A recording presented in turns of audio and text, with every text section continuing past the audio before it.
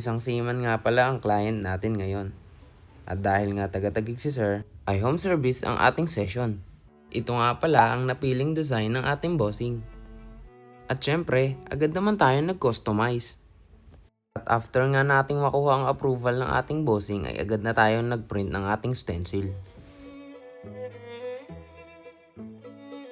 Dito ay agad na nga kaming nag-start ng aming session.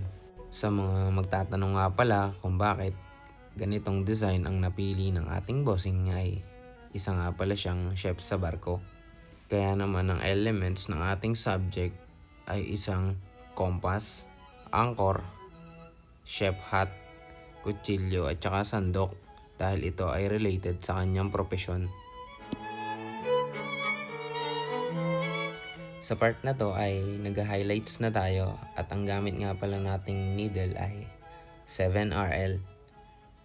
Make sure nyo lang na mababa yung voltahe ng inyong machine upang makaiwas sa overwork. Usually ay 4 volts lang ang ginagamit ko dito. At after nga lang ng more than 3 hours ng tattoo session ay ito na ang resulta ng ating seaman themed tattoo.